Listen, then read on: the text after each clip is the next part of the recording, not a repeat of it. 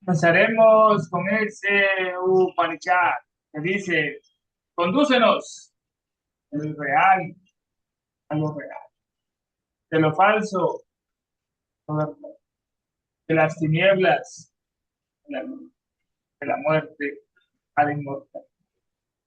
Más brillante que el sol, más puro que la nieve, más útil que el éter de ser. Comenzamos el estudio de esta obra que tanto lo puso el sistema que dice la verdad acerca de todo. Estamos en el tomo 1, capítulo 6, de página 203. En la última sección, analizando en las obras de Paracelso, Van Helmont, Eugenio Fidaletes, Pantaleón, Tachinios, incluso Boy, se afirma explícitamente la gran característica del alcaez para disolver y cambiar todos los cuerpos lunares, la única excepción del agua. Y es posible creer que Van Helmont, de reputación personal, era intachable y de gran erudición era universalmente reconocida, se declarara tan solemnemente poseedor del secreto, aunque solo fuera una vana fanfarronada. En un discurso reciente pronunciado en Nashville, Tennessee, el profesor Hooks estableció una regla concreta con respecto a la validez del testimonio humano como base de la historia, la ciencia. Estamos dispuestos a aplicar al presente caso. Él afirma: es imposible que la vida práctica de una persona no se vea influida en mayor o menor medida por las opiniones que podamos tener sobre cuál ha sido la historia pasada de las cosas. Uno de ellos es el testimonio humano de sus diversas formas. Todos los testimonios de testigos presenciales lo hay. El testimonio tradicional de labios, que quienes han sido testigos presenciales, está relatando. Y el testimonio de quienes han plasmado sus impresiones por escrito, las han publicado.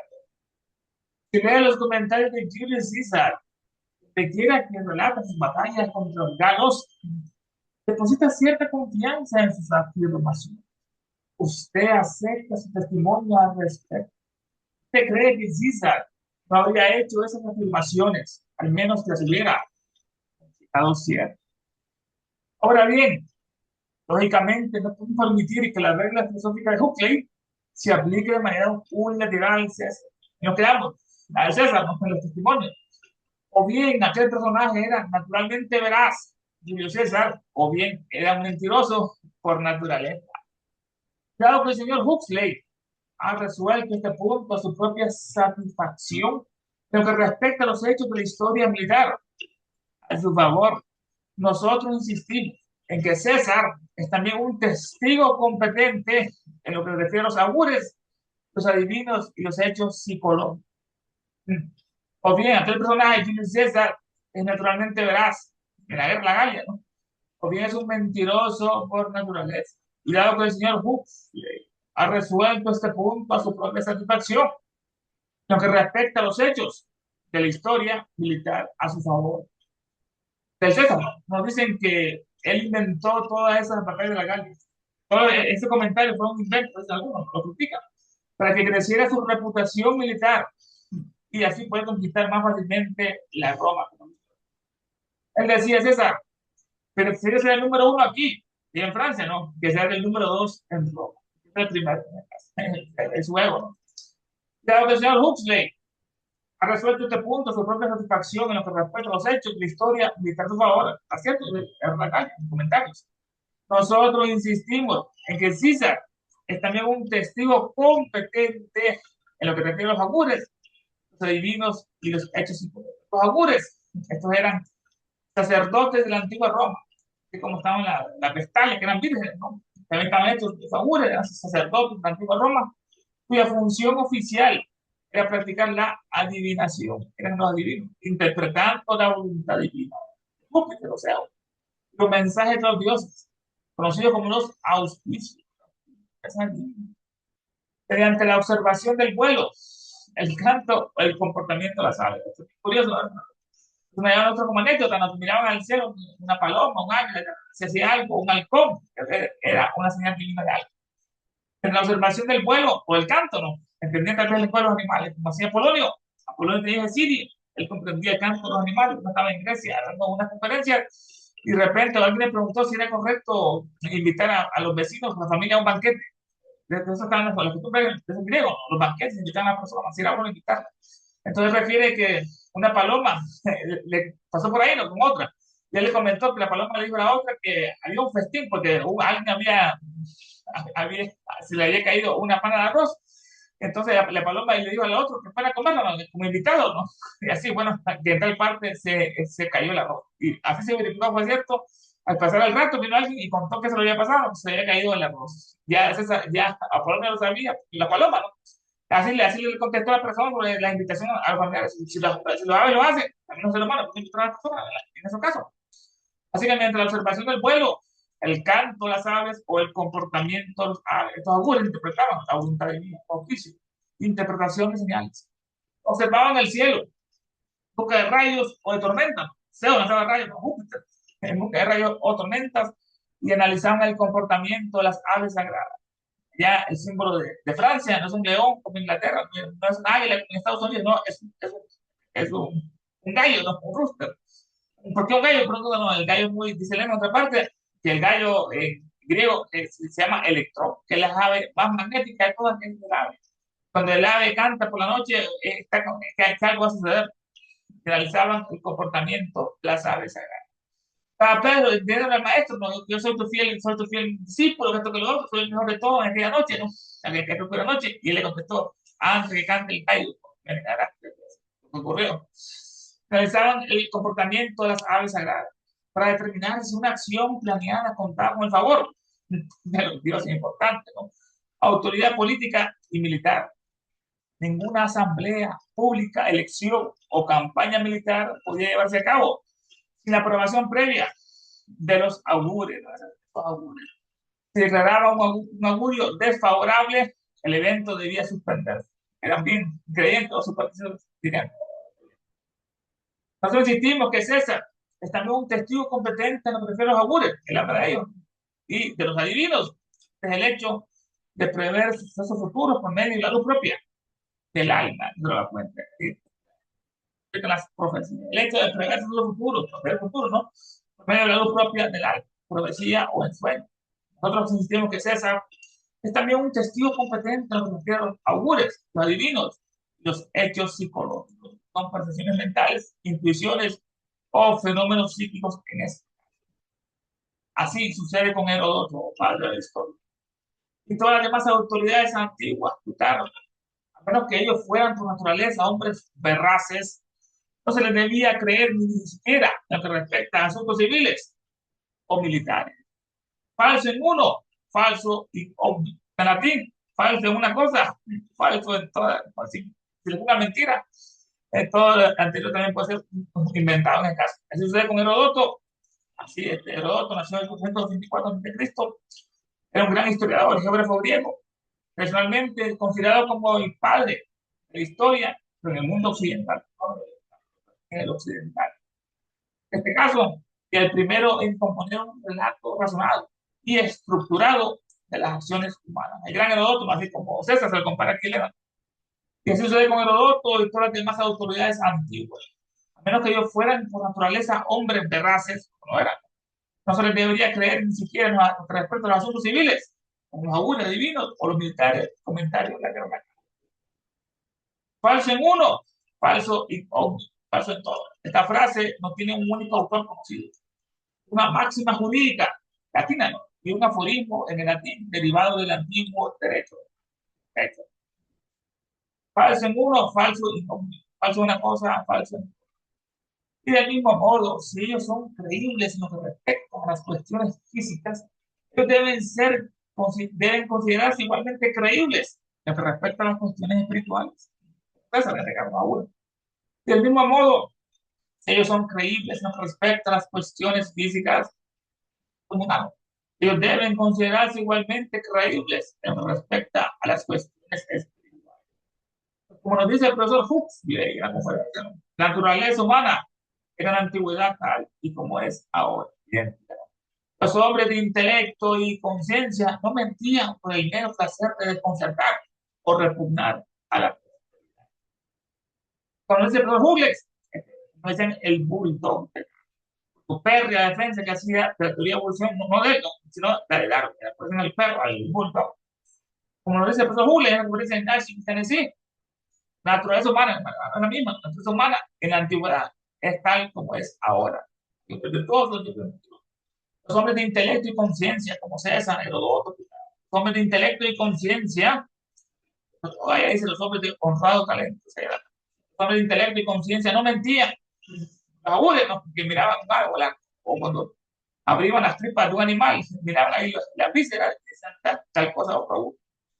Los hombres de intelecto y conciencia no mentían por el placer de desconcertar o repugnar a la postura. La palabra desconcertar quiere decir sorprender, confundir o turbar a alguien, haciéndole perder la compostura o la orientación. Concertar. En el PDF dice engañar. Los hombres de intelecto y conciencia no mentían por el mero placer de engañar o repugnar a la postura. Repugnar es causar aversión o un asco. El PDF dice pervertir. Muy distinta palabra, pervertir por repugnar. Pero bueno, el PDF dice pervertir, que es inducir a alguien a ser malo o vicioso, apartándolo de la moral, las buenas costumbres o de la ilegalidad, sin perverso. Hacer que una persona adquiera vicios y costumbres moralmente reprobados. Que los hombres de intelecto y conciencia no mentían por mero el placer de concertar o repugnar a la postura. Nos dice por Google, la naturaleza humana en la antigüedad tal y como es ahora. Los hombres de intelecto y conciencia no mentían por el mero placer de concentrar la posterior. Dado que las probabilidades de falsificación por parte de tales hombres han sido definidas tan claramente como nos sentimos libres de la necesidad de discutir la cuestión, conexión con los hombres, con los nombres de Evangelio y su ilustre, pero desafortunado maestro, el tan calumniado Paracelsus. Vamos a ver con Julio. Dado que las probabilidades de falsificación por parte de tales hombres, hombres de intelecto y conciencia, dado que las probabilidades de falsificación por parte de tales hombres han sido definidas tan claramente por un hombre de ciencia como Huxley, que fue lo que dio en esta conferencia sobre la validez del testimonio humano como la base de la historia y de la ciencia. Un hombre de ciencia como es Huxley, un gran biólogo, filósofo británico, especializado en anatomía comparada. Conocido por ser el bulldog de Darwin, su férrea defensa de la teoría de la evolución de Darwin. Dado que las probabilidades de falsificación, estamos con las probabilidades por parte de tales hombres han sido definidas tan claramente por nos sentimos libres de las necesidades de la cuestión en conexión con los nombres de Van Helmont y su ilustre, pero desafortunado maestro, el tan calumniado para hacer. La calumnia, la imputación falsa de un delito hecha a sabiendas de su falsedad. La calumnia, con temerario desprecio hacia la no mentira, con la intención de dañar el honor, la honorabilidad, la reputación, o la integridad moral de una persona. Que para eso dicen que su extraordinario saber y sus maravillosas obras aprendieron sobre la envidia y el encono, el odio de los numerosos adversarios. Lo más malo de la muerte política. Que se valieron de la calumnia, lo calumniaron a Paracelso, fue Calena, la calumnia por esta parte, que se valieron de calumnia y atribuyeron a Paracelso libros y escritos apócrifos para denigrar. Tenían poder tontería y decían que el autor fue Paracelso para destruir su reputación, el gran Paracelso. Nos sentimos libres de la necesidad de discutir la cuestión en conexión con los nombres de aquel ilustre pero desafortunado maestro, el tan calumniado Paracelso. Decían que era un borracho, un beodo, judío pobre, porque todo lo compartía con la gente pobre, porque era muy altruista. Médico revolucionario Paracelso. Y después de una vez terminadas por Huxley las probabilidades de error en el testimonio humano, ya no hay necesidad de discutir la cuestión respecto de Evangelio y a su ilustre y calumniado maestro Paracelso. Deleuze, aunque encuentra en las obras de Evangelio muchas ideas míticas e ilusorias, quizás solo porque él no podía comprenderlas, le reconoce, no obstante, un vasto conocimiento y un juicio agudo, y al mismo tiempo el haber aportado al mundo grandes verdades están para hacer. Deluxe, que es el comentador de Van Helmont, de Deluxe, el comentador de las obras de Van Helmont, Deluxe. Deluxe nació en 1753. Joseph Francois, destacado naturalista y botánico. Bibliotecario del Museo de Historia Natural de París, bibliotecario. Y una de las figuras más importantes de la historia del magnetismo animal. No el magnetismo o precursor de la hipnosis moderna, magnetismo animal. Es conocido principalmente por ser un defensor de la teoría del magnetismo animal. Por sugerir a la Academia Francesa de Ciencia que lo estudiara. Había que estudiar el magnetismo animal, no rechazar. Fue miembro de la Sociedad Filosófica Americana. Escribió textos fundamentales como la historia crítica del magnetismo y de luz, aunque encuentra en las obras de Evangelio muchas ideas míticas e ilusorias. Hemos hablado mucho del arqueo. ¿Qué es el arqueo? Es de filosofía griega, es el principio primordial que está en el universo, el cosmos, se habla del arqueo. Tal que Mileto decía que era el agua, estaba decía que era el número, otro decía que era el fuego, el árbitro, otro decía que era el apeiroca, arqueo. Hemos hablado mucho del arqueo, de las fuerzas espirituales y del misticismo. Deluxe, aunque encuentra sobre el Evangelio muchas ideas místicas e ilusorias, quizás solo porque no podía comprenderlas, le reconoce no obstante un vasto conocimiento evangélico y un juicio agudo. Y al mismo tiempo, él habrá aportado al mundo grandes verdades. Él añade Deluxe, fue el primero en dar el nombre de gas a los fluidos aéreos. Él, Evangelio, es probable que el acero no hubiera dado ningún nuevo impulso a la ciencia. Eso lo dice Deluxe en su obra, pero la opinión de Evangelion acerca de la causa, la naturaleza y los efectos del magnetismo animal, volumen 1, página 45, Deluxe añade que Evangelion fue el primero en dar el nombre de gas a los fluidos aéreos. Los gases es uno de los tres estados de la materia fundamental, sólido, gaseoso. El agua es el único de eso, el agua está líquida, después se congela bajo cero, se hace sólida, después se calienta, el agua se evapora, se transforma. Es uno de los tres estados fundamentales de la materia, junto con el líquido y el caracteriza por no tener forma y volumen propio. Sus partículas están muy separadas y se mueven libremente a gran velocidad, lo que permite la expandirse y ocupar todo el espacio del recipiente que lo contiene. Fue el primero que lo descubrió que el aire solamente era un fluido, no estaba compuesto por distintos gases. ¿O sí? Fue el primero, Van Helmont, este era el nombre de gas, luego sacó la palabra del griego que es caos, como las partículas se mueven mucho y no tienen volumen propio, se están expandiendo, pues le puso caos, después le tradujo en español a gas, caos, con el caos primordial. Fue el primero en dar el nombre de gas a los fluidos aéreos, monóxido de carbono, que muchas las partes. Y en Van Helmont es probable que el acero no hubiera dado ningún impulso a la ciencia, ese acero. El acero es una aleación metálica compuesta principalmente de hierro fundido y una pequeña proporción de carbono que varía entre el 0,03 y el 2,11 de su masa. O sea que es más sólido que es el hierro, ¿no? Es casi el 90 y algo, y le colocan lo que es el carbono. En ese caso, para tirar el acero, que no es el hierro, el acero. Esta combinación otorga al material una dureza que lo caracteriza, ¿no? La guerra convencional, el impuesto ganado.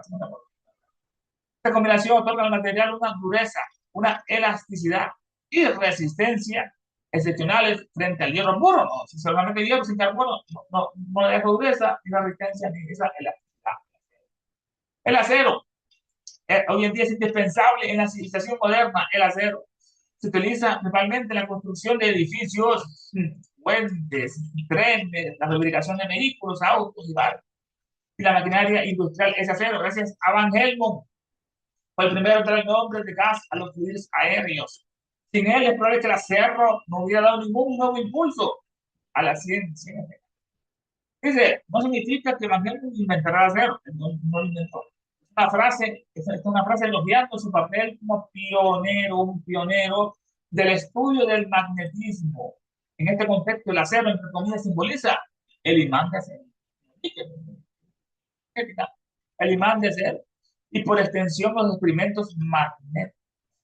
como el de curar enfermedades usando imanes, la magnetoterapia, ¿no? Ya se saca más por la ciencia. Curar enfermedades usando los imanes, o dando paso al magnetismo animal o mesmerismo, que hemos estudiado en otras partes, como curaba Mesmer a las personas, como hacía para hacer eso. Jesús usaba el magnetismo a sus enfermos, es la explicación científica del magnetismo. La teoría de Van Helmont. Van Helmont escribió un tratado muy polémico en 1621 titulado sobre la curación magnética de las heridas. Curación magnética de las heridas. Eso tenemos de otra parte, hermanos. Él sostenía que la barra de acero no curaba por un poder mágico de tal metal en sí, sino que actuaba como un conductor de electricidad, o como antenas, que concentraban la fuerza vital, el prana o magnética del propio ser humano, lo concentraba este Van sobre la curación magnética de las heridas. En este libro, muy polémico, ¿no? Van Helmont describe cómo curar heridas, no colocando el ungüento sobre la herida, ¿no? Eso yo hay otra parte, no sobre la herida, el ungüento, ¿no? No colocando el ungüento directamente en las heridas, sino en el arma que causó la herida, en la espada, el cortón, no la persona, demostrando que de ese modo se curaba mejor y más rápido el paciente. Bueno, esto lo demostró, pero tuvo muchos problemas, porque era cierto, pero esto es totalmente ilógico para la medicina moderna y actual, ¿no? ¿Cómo les ha curado una herida curando la espada del ungüento y no a la persona, ¿no? El antibiótico, no curando la. Por eso fue perseguido Van Helmont, demostrando que de ese modo se curaba mejor y más rápido el paciente, curando la espada, ¿no? Por eso fue perseguido por la Inquisición, Van Helmont, ya que lo acusaron de herejía, brujería o hasta satanismo puro. Esta es la explicación, ¿no? Que la espada tuvo contacto con la sangre, que la sangre es la vitalidad del ser humano y tiene una conexión cósmica en la que todo está conectado, ¿no? La mente universal y la laya, es una explicación, hermano, la curación magnética de la fertilidad. El gran Van Helmont le añade que fue el primero en dar al nombre de casa de los fluidos aéreos. Sin él es probable que el acero no hubiera dado ningún nuevo impulso a la ciencia. Cabo de Lux, por la opinión de Van Helmont acerca de la causa, la naturaleza, los efectos de ese magnetismo animal, por uno en uno, por decir. Esta obra, la opinión de Van Helmont, de Lux, esta obra es un estudio histórico y filosófico en el que el autor analiza las ideas del médico y químico Van Helmont sobre el magnetismo. El objetivo del autor es demostrar que muchas de las ideas atribuidas a Mesmer, se quedó con la corona, ¿no? Ideas a Mesmer ya habían sido expuestas por Van Helmont casi un siglo y medio antes. Y mucho más antes que para hacer solamente expulsos para el magnetismo. El uso, la opinión de Van Helmont acerca de la causa de ese magnetismo, la causa científica, que luego se expone la teoría de Van Helmont sobre la causa del magnetismo, la causa del magnetismo. Que el imán atrae el hierro al níquel, porque la Tierra gira alrededor del Sol, porque el Sol gira alrededor de otras estrellas del zodiaco. Dice, pero que pone la teoría de Van Helmont, la causa del magnetismo. Según Van Helmont, el magnetismo no depende únicamente del imán mineral, sino que constituye una propiedad universal, como la gravedad, que es un Newton, sino que constituye una propiedad universal creada por Dios, que es divina, e incorporada, esa ley, ¿no? Al orden natural de las cosas del cosmos, el magnetismo. Esta forma establece relaciones entre los cuerpos, ¿no? Los seres vivos, incluso entre las personas. Aparte, a veces alguien nos cae bien sin conocerlo, hay magnetismo, ¿no? En cuestión negativa, solo conocerlo, la repulsión, la repugnación, es ese magnetismo. Incluso entre los cuerpos, los seres vivos, incluso entre las personas, repitiendo acciones que no pueden explicarse únicamente mediante el contacto físico. Es el ejemplo de universal. El magnetismo, porque Marte, el Venus, tiene alrededor del Sol. El uso, la opinión de Van Helmont acerca de la causa, la naturaleza. El autor explica después la naturaleza, ya vimos la causa divina, la naturaleza de ese. El autor explica después la naturaleza del magnetismo según Van Helmont.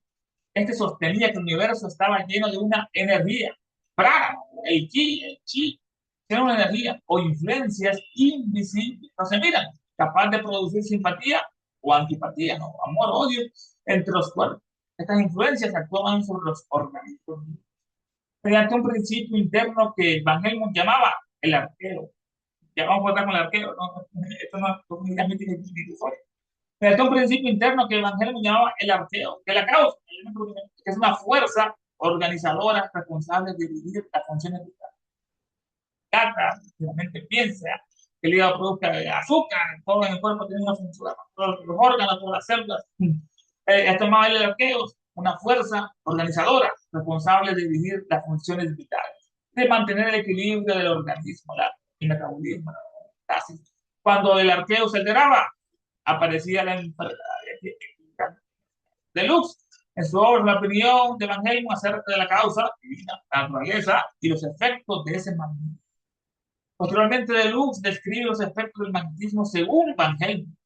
Las influencias magnéticas podían transmitirse de una persona a otra, modificar el estado físico y mental de la persona, aliviar enfermedades e incluso producir fenómenos extraordinarios como cambios de sensibilidad o en la percepción. Nota aquí de página sobre la opinión de Van Helmont acerca de la causa, la naturaleza y los efectos del magnetismo animal. Volumen 2, página 190. Dice, entre Elena, ¿mediante qué aplicación de la doctrina de las probabilidades podríamos descubrir la probabilidad de que los experimentalistas alquimistas capaces de resolver y recombinar sustancias químicas como se admite que han hecho, ignoraran la naturaleza de las sustancias elementales, sus energías de combinación y el disolvente o disolventes que lo desintegraría cuando se quisiera? Vamos a la ley de probabilidades. Vamos a la probabilidad. ¿Mediante qué aplicación de la doctrina de las probabilidades podríamos descubrir la probabilidad de que los experimentalistas alquimistas capaces de resolver y recombinar sustancias químicas, como se admite que han hecho, se admitió que resolvían y recombinaban sustancias químicas, y como se admite que han hecho, que ellos ignoraran los alquimistas la naturaleza de las sustancias elementales? Las sustancias elementales, hemos estudiado, es materia pura, materia elemental, es materia pura, formada por átomos de un mismo elemento químico, a diferencia de los compuestos de un elemental, simples. A diferencia de los compuestos, no pueden descomponerse en sustancias más simples por métodos químicos ordinarios. Pueden existir como átomos aislados, moléculas formadas por el mismo tipo de átomos. Características y ejemplos, estamos con los monoatómicos, sustancias elementales, un solo átomo, formado por un solo átomo, como el hierro, el H, o el cobre, el Cu, o los gases nobles, como el o están los diatómicos, son de dos átomos, formados por dos átomos iguales, ejemplo, el oxígeno, que es O2, y el nitrógeno, que es N2. Los poliatómicos, formados por tres o más átomos iguales, son elementales, todo esto. Ejemplo, el ozono, que es O3, que no es O2, es O3, o el fósforo, que es P4. Así como, ¿cómo podemos conseguir que estos grandes alquimistas no conocían estas sustancias elementales, no oxígeno, ácido, helio?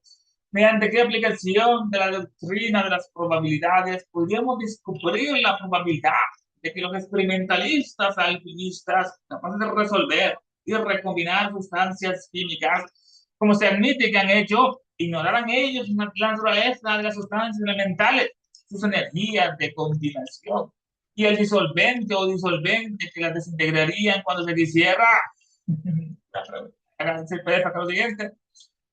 Los alquimistas conocían por completo la universal potencia disolvente del agua, y las obras de Paracelso, Van Helmont, Filadelfeo, Pantaleón, Taquenio y Boyd que establece explícitamente la propiedad por excelencia del alcajel, es la de disolver y transmutar todos los cuerpos, excepto el agua.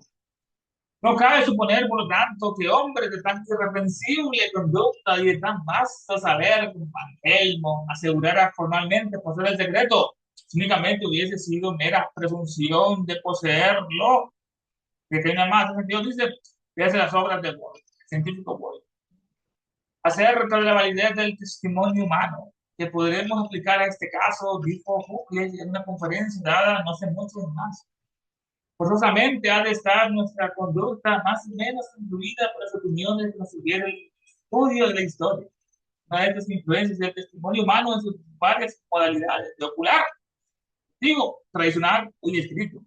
Al leer, por ejemplo, los comentarios de Julius Caesar, daremos crédito a los relatos de sus batallas contra los galos. Aceptaremos su testimonio en este punto, pues comprendemos que Caesar no hubiera hecho tales afirmaciones de no ser ciertas.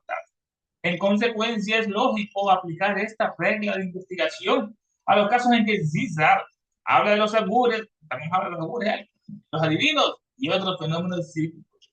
Lo mismo debemos decir de Heródoto y demás historiadores antiguos, pues si no fuesen espontáneamente verídicos, tampoco se les ha de creer en asuntos meramente profanos, que falso en uno, falso en otro. Y por igual razón, si se les da crédito en los asuntos mundanos, también se lo hemos de dar en los asuntos espirituales. Pues según dice Huxley, la naturaleza humana fue en la antigüedad lo mismo que es ahora. Los hombres de honrado talento no mienten por el placer de engañar o pervertir a la posteridad. Una vez determinadas por Huxley las probabilidades de error en el testimonio humano, ya no hay necesidad de discutir la cuestión con respecto a Van Helmont y a su ilustre y calumniado maestro para Paracelso. Su comentador de Lux dice que las obras de Van Helmont tienen mucho de mítico e ilusorio. Abre paréntesis. ¿Acaso porque no las entendió bíblicamente? Pero en cambio, reconoce que fue un hombre de vasta cultura, gran juicio y descubridor de grandes verdades. Pues vio por vez primera el nombre de gases a los fluidos aeriformes. Dejó abierto el camino para las futuras aplicaciones del acero. Otro 32 de Lux, opiniones sobre Evangelio, sobre la causa, naturaleza y efectos del magnetismo. No es posible, por lo tanto, suponer que los experimentadores alquimistas desconociesen los cuerpos simples, sustancias elementales original, los cuerpos simples del momento en que combinaban y recombinaban, disolvían y descomponían los ingredientes químicos tal como hoy día se sigue efectuando en los laboratorios. Para comentarios, opiniones, puntos de vista, los micrófonos están para ustedes.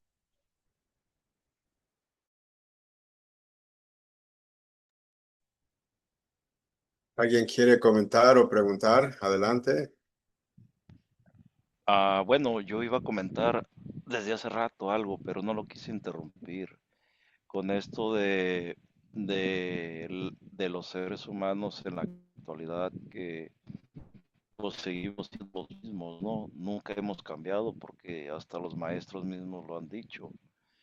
Eh, eh, en aquellos tiempos, porque somos parte de esa raza no está desaparecida, está dentro de nosotros.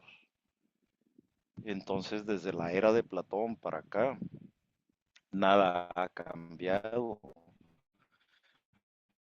porque estamos tratando de evolucionar con este conocimiento vasto, que es universal, y recordar un poco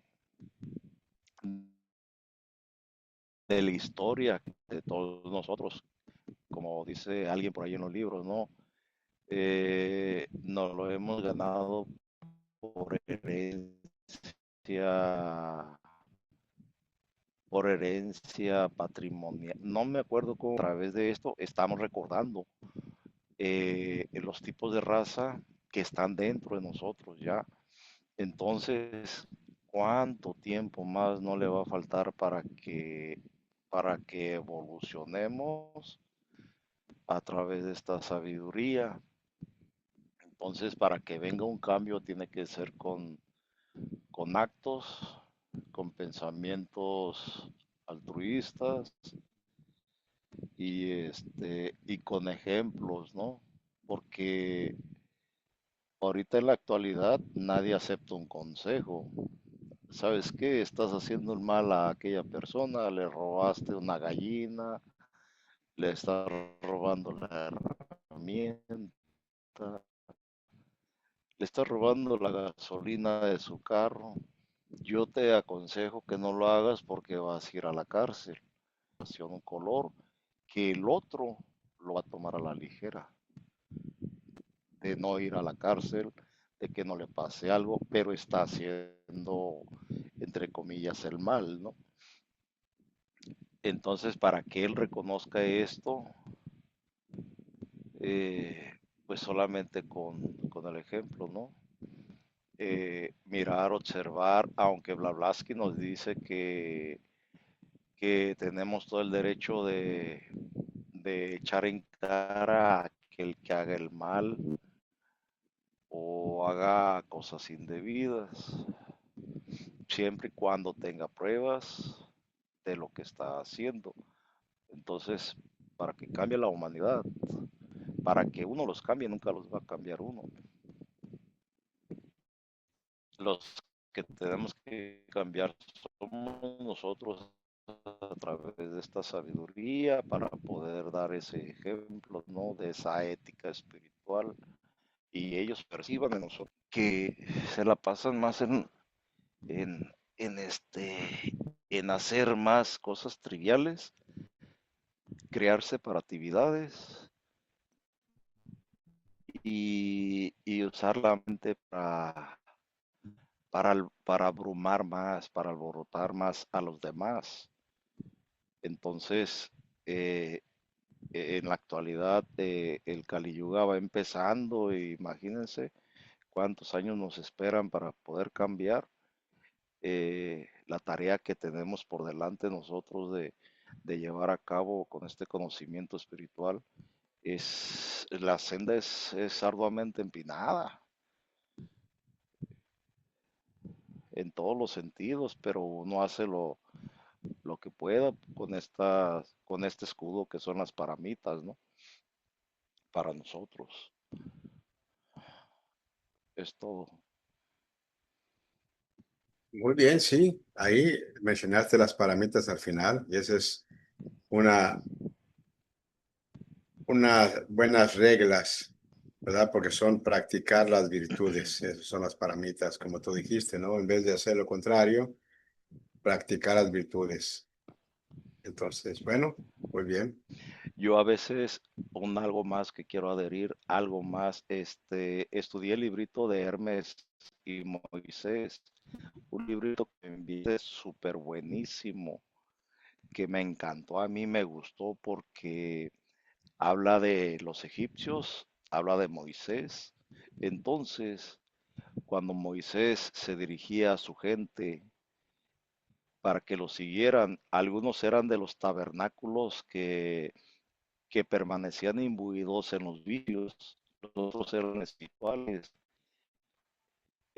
eran de religión y los otros eran los que seguían a Moisés. Entonces, Moisés escuchaba la voz espiritual de este ser grande que le decía que le dijera a la gente que cambiara y que los que querían seguirlo, que lo siguieran en el arca solar. Entonces hubo este tipo de gente que estaba en los vicios, pero se burlaban de Moisés, no le hacían caso, lo criticaban y ellos permanecieron en un lado. Y a esto es lo que eh, este ser divino que dirigía a Moisés, este, le dio el conocimiento del arca solar y los elegidos fueron los que se beneficiaron del conocimiento que Moisés les iba a dar. Es un libro excelente, ese libro me gustó y por eso es que en la actualidad es algo similar. Este conocimiento que es la filosofía teosófica, que es la filosofía tibetana, la filosofía hindú, lo que es el estudio en esencia es el arca solar. Y ya todos los demás depende de nosotros si queremos subirnos al arca solar o no. Si queremos permanecer en los vicios, si queremos permanecer en este conocimiento, pero ya depende de cada uno. Es todo. Bien, adelante, Ernesto, si no hay más comentarios. Eso, hermano, la raza está dentro de nosotros. La gran mayoría de los seres humanos todavía son bastante pasionales. Como eran nuestros antepasados, los atlantes, los pasionales, destructores. Dice que ellos vivían en cuevas y que la luz del sol les molestaba, les hería lo que es la piel. Y ellos lanzaban hechizos y el sol se ocultaba. Los hechizos lanzaban los atlantes. Nos explicaban ellos lo que es El pensamiento altruista, hermanos, claro, hay que tenerlo. Lo más importante, como nos enseñaba, es predicar con el ejemplo.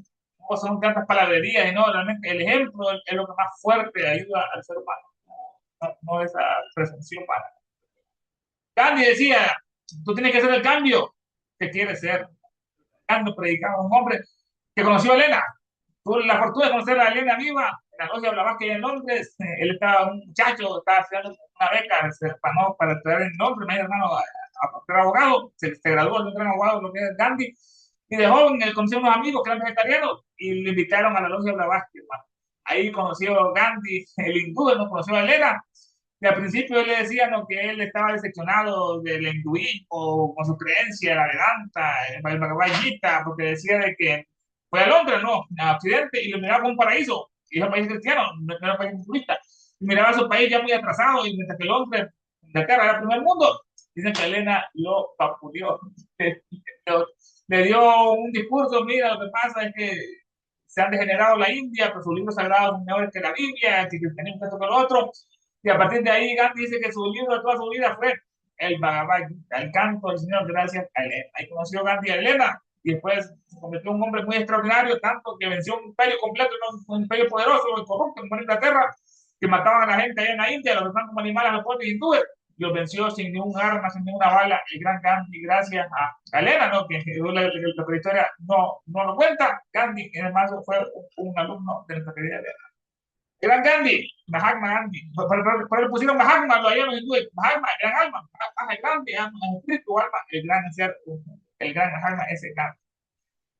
Te hago un ejemplo, Gandhi, el Kali Yuga, dicen que inició literalmente, hermano, hace como 6.000 años, inició con la muerte de Krishna. Estaba Krishna en un bosque y un cazador lo confundió y lanzó la saeta, la flecha, y lo hirió. Dicen que murió en forma de una cruz, clavado. El gran, lo que es Krishna, que ahí comenzó en la edad oscura, el Kali Yuga, que va a durar cientos de miles de años, no duran bastante, ¿no? El Kali Yuga, igual que el Satya, el de oro, el de plata. Pero lo importante, hermano, no lo externo. Sabemos que el externo domina el mal, en el televisor, en la propaganda, en los medios de comunicación, en la política, está el mal ahí, ¿no? Están los adeptos de izquierda, están ahí sus hechiceros y sus discípulos, ¿no?, que son adeptos también de izquierda, ¿no?, que funcionan como los dedos de la mano, así como la derecha, ¿no? Lo que uno siente, todos deben sentirlo y deben unirse para formar un puño, ¿no?, en este caso. Pero sabemos que internamente, hermano, es importante que debemos tratar de vivir internamente ya en un periodo ya de oro, ¿no?, dentro de nosotros, también de nuestra conciencia, nuestros actos, nuestros pensamientos, nuestras palabras, que es lo que importa. Si todo está mal alrededor, pues internamente uno está ahí con sus valores, con la familia, es lo más poderoso que hay, hermano, que evidencia todo. El Kali Yuga, los ciclos internos, esos paramitas son tan hermosos, que no los comentó, que Elena nos regala en la voz de silencio, esas llaves, ¿no?, que abren las puertas doradas, esos paramitas. Chanti, decía Chanti, Chanti, paciencia allá en la India. Chanti, la paciencia, hermano, no ser paciente, pues no es esperar, no es ser paciente. El amor incondicional, hermano, qué fuerza es eso, el amor incondicional. Tan difícil de practicarlo, ¿no?, como decía Jesús. La unidad de pensamiento y palabra. Otra es muy importante, esa armonía, lo que nosotros digamos, eso debemos hacer, esa unidad, y otros países grandes para mí. Eso del arca solar, eso casi no lo entendí, hermano. El arca, la suya como es, ¿no?, el gran diluvio, ¿no?, habla de un arca solar, como de un divana, un ovni, lo que se lo va a llevar a la gente buena.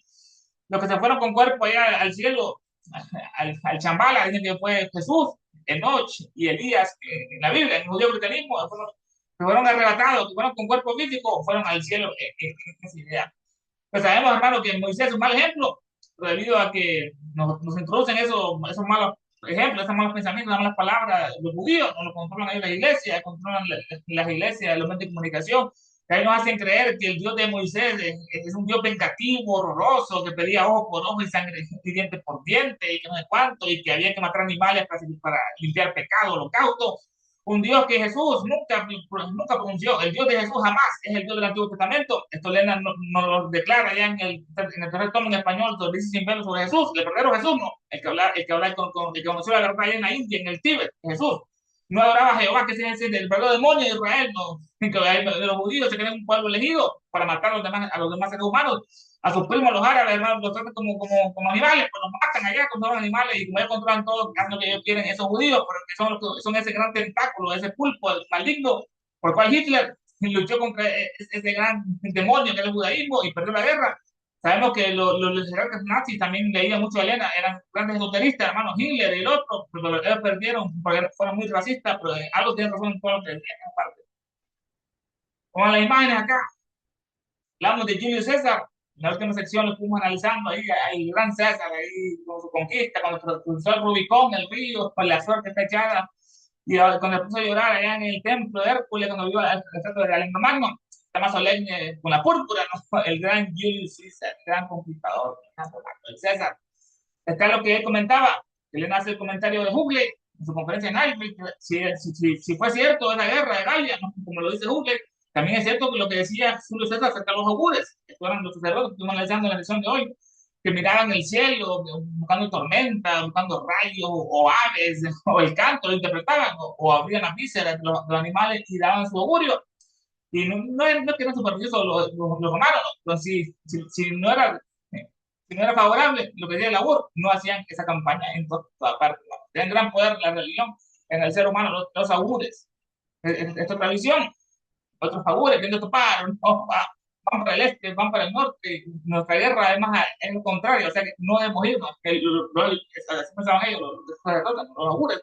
Daban el augurio y después se cumplía que esa campaña no era favorable, porque los animales no volaban hacia esa dirección donde estaba la guerra. Los augures, a otra visión, de aquel pájaro, ¿no?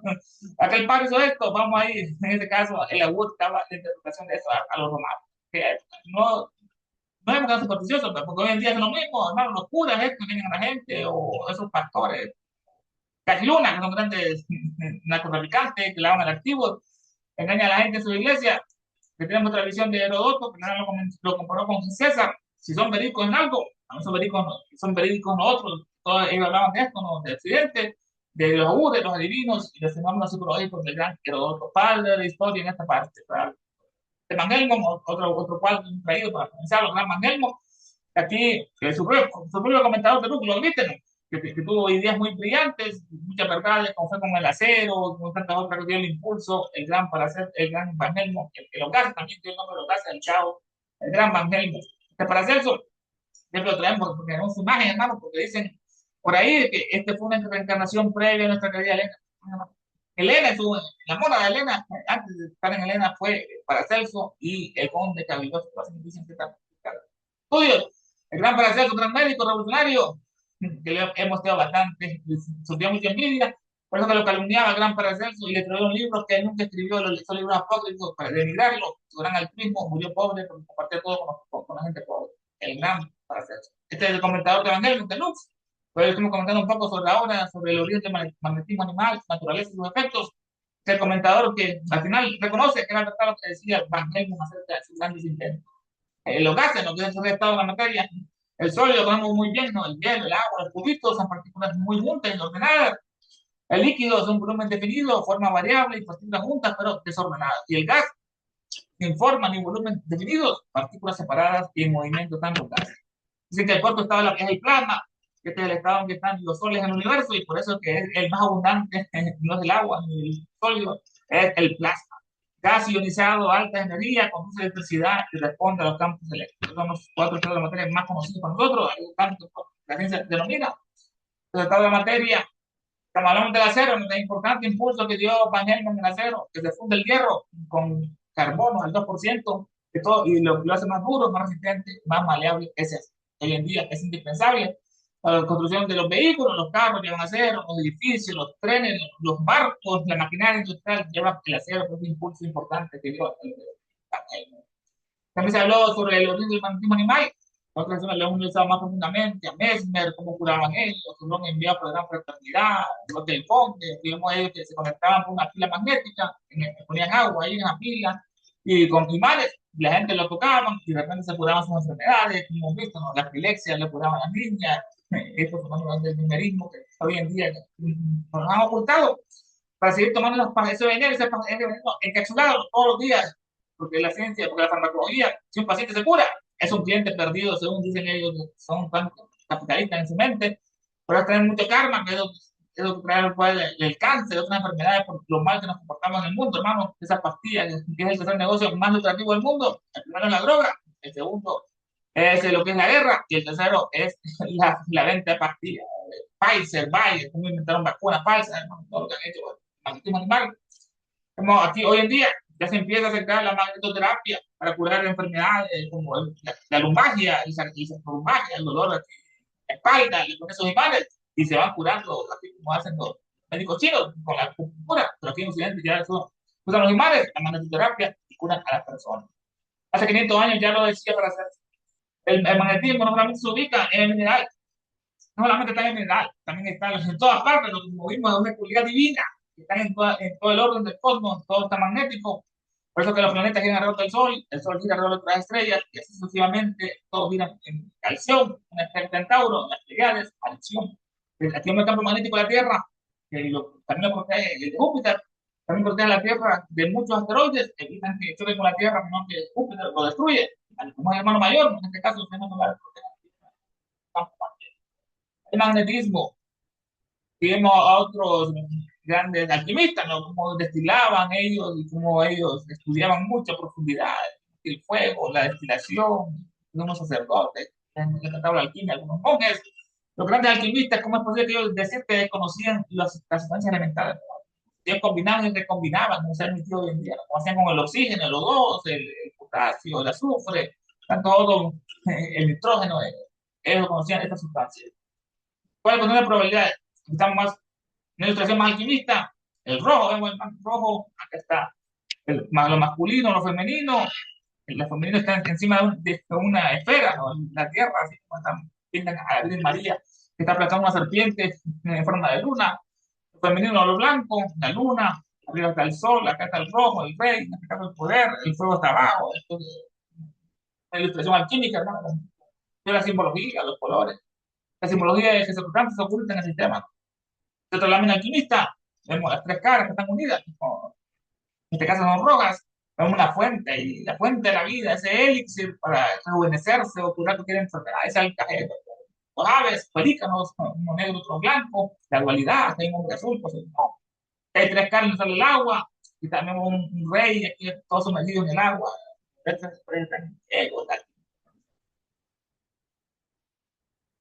Interpretación, natural química, el bautismo, ¿no? Se llama aquí lo que pasa a Jesús, una paloma blanca, cuando lo bautizó Juan, no dicen que descendió una paloma blanca y se le paró este mismo llamado.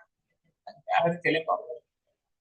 La manipulación esto de alquimia, el fuego, el agua, el bautismo, el cielo, la arquitectura, láminas alquímicas. Tenemos otro, la búsqueda de ese misterio, ese misterio. Tenemos los ancianos, los jóvenes, los discípulos, ¿no? Esta es una simbología, estamos preparados, una fusión que están buscando ellos. Una cura de ese alcael, de la tierra, el oro, una tónica, una gran biblioteca. En ese tiempo no había televisores. Y embrutecían al ser humano en el caso, no había esa programación tan destructiva. Tenemos una lámina más inmortal. Goethe, que es el como el Shakespeare de Inglaterra, o Cervantes español, del Goethe de los alemanes, yo estaba inmortal el Fausto, doctor Fausto, trabajaba en hechos reales, un doctor que le vendió el alma al diablo, estaba anciano y viejo y ya no estaba convencido del cristianismo y estaba buscando en el paganismo lo que es ese poder divino, espiritual, ¿no? Y el diablo le apareció. Hizo el pacto, le entregó y firmó él con gota de sangre y se rejuveneció. Era un gran alquimista, lo que es el doctor Fausto, así como lo escribe Goethe en su obra. Estaba buscando los tiempos del macrocosmo, el microcosmo, gente, después se rejuvenece, se enamora de una virgen, después está con ella sin casarse, la doncella, le embaraza, no se da cuenta, la meten preso porque ella le dio una pastilla a la mamá para que no se despertara, para estar con un Fausto, la había enamorado con artificios diabólicos, porque no ella accedió. Tremenda historia este de Fausto, el gran doctor Fausto, y acá está la sombra del diablo, al final del tiempo lo es. También aparece eso, le dice que él creaba en su laboratorio homúnculos, hermano. Pequeña vida, tenemos una pintura acerca de esto, está soplando el fuego, aquí está dentro de esta botella está un homúnculo, que es un niño pequeño, que tiene inteligencia propia, dice que él, en su relato, en su libro, los homúnculos, relata cómo se describía esta fórmula para crear la pequeña vida, los homúnculos eran para hacer solo con nosotros. Ese era el libro también. Otra lámina aquí más alquímica, el sol, el león, que es un animal solar, está en los desiertos, está en el frío, está la luna, está un ave de tres cabezas, no es bicéfala, no es tricéfala, tiene tres cabezas en este caso, el monstruo verde acá, un monstruo, un dragón, acá se está moviendo la cola, el ouroboros, un cuervo de Odino, que lo recorría en el mundo para buscar la información. Más arriba, el sol, la luna, lo positivo, lo negativo, un fuego, un ave acá, son símbolos alquimistas. Aquí Elena nos dice que esta obra realmente es un regalo divino que tenemos, esta obra que Elena nos regaló como maestro, esta obra inspirada durante la Cena Secreta, que fue con la colaboración de Elena con otros maestros, con otros chelas que decían Tulku, un movimiento secreto tibetano, en que el chela prestaba su cuerpo y el maestro estaba en ese tiempo estaba limpio, y así poder comunicación de las cosas que estaban hablando. Dice Olcott en su obra, Hoja de un Viejo Diario, All Jairo Leaf, que Elena se transformaba, de repente están hablando de la India, de los sadhus, los santos, y que Elena se transformaba en un sadhu. Yo quedaba totalmente impresionado, ¿no? Había otra persona ahí, y como los sadhus son muy bellos, son castos ahí en la India, hay una mujer que al ver a ese sadhu y le dio un beso espontáneamente, y el sadhu dijo, me besó, increíble, no tiene profanación. Ese gran poder que tenía Elena con esta obra, dice sin pelo. Aparte, vamos a ver esto en la reunión. Hermanos, comentarios, puntos de vista, los micrófonos están para ustedes.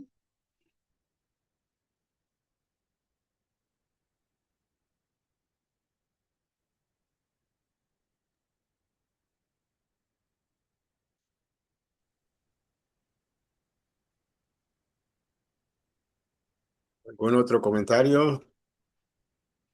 ¿Que alguien quiere comentar? Tania, está callada, Tania. Sí, tal vez nomás está escuchando.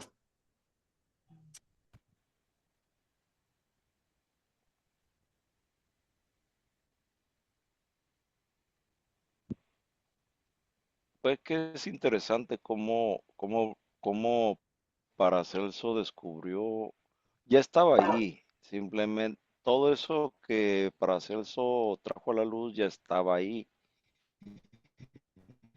simplemente que Paracelso tuvo esa visión, esa persona aguda para poder percibir lo que tenía ella que, lo que tenía el que traer a la existencia para el progreso de la humanidad a través de estos gases y de estos oxígenos, ¿no? Como menciona en algunos libros, habla también de estos microbios aerobios y microbios y no sé qué más que hay en la atmósfera que, que son invisibles a la vista del ser humano, a la vista ordinaria. Entonces, para poderlos uno percibir, tiene uno que abrir cuando menos o intuir esa intuición, ¿no? Abrir esa visión que Paracelso tenía. Ahora la ciencia pues no reconoce eso, simplemente hace el negocio de los gases, tanto para hospitales, clínicas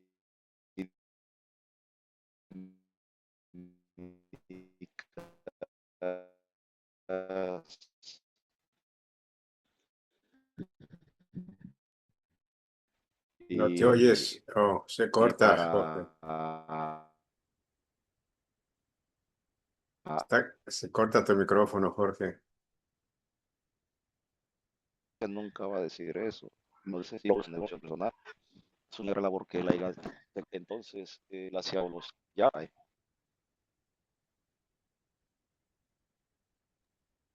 Tienes mala conexión hoy, George. Pues, te escucha bastante entrecortado.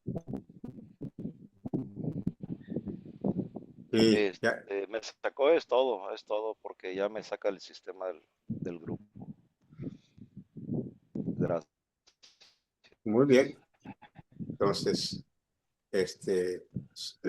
adelante, Ernesto, si vamos a cerrar o tienes algo más. Cerremos, hermanos, este estudio maravilloso con esta evocación. Que dice, en Yekaterinov nació un lucero. Su bello nombre es Hoy Pergoria celestial deificada. Hoy Fimetea encadenada, liberada. Olaza nocturna sublimada. Pues Erika Sapos picado de Tánica. Oh no, más Dios santo. Oh acción resplandeciente manifestada.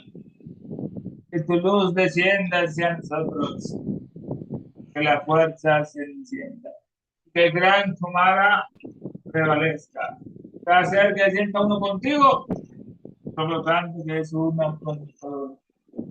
Despertad, criaturas olímpicas, es hora de volver a la superficie, él volverá, la orden prevalecerá. Que hay felicidad, ciencia y amor, Satanato, ahí. Hasta la próxima, hermanos.